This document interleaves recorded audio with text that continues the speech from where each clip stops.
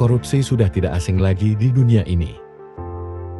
Dari zaman dahulu, praktik korupsi kerap sekali terjadi di penjuru dunia dan sepertinya akan tetap eksis selama masih ada manusia yang licik dan tidak puas.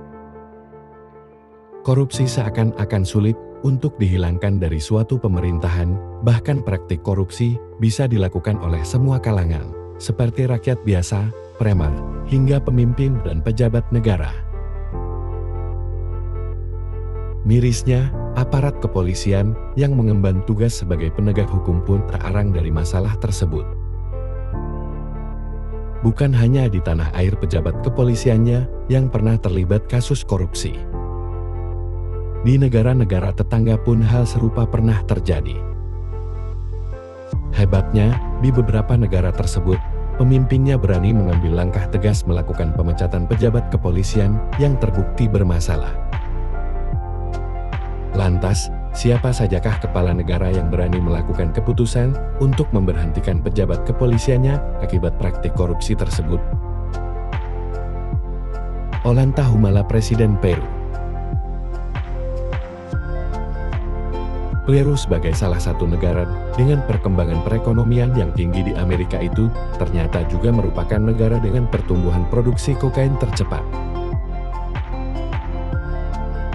PBB melaporkan sekaligus menyatakan bahwa Peru menjadi negara yang menempati posisi pertama dalam produksi kokain, menyisihkan Kolombia. Menanggapi hal itu, Kepala Negara Peru, Ollanta mengambil keputusan untuk memecat 2/3 para petinggi kepolisian. Sebanyak 30 dari 45 petinggi kepolisian dipensiunkan secara paksa termasuk Kepala Kepolisian Peru dan Kepala Satuan Pemberantasan Narkoba demi menyelamatkan stabilitas kenegaraannya karena mereka dituding menerima suap dari para penyelundup narkoba.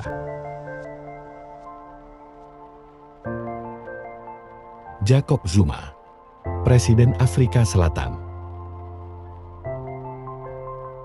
Kepala Kepolisian Jenderal Polisi De Kicel diberhentikan oleh Presiden Afrika Selatan, Jacob Zuma, karena dugaan tindak korupsi pada tahun 2012 silam.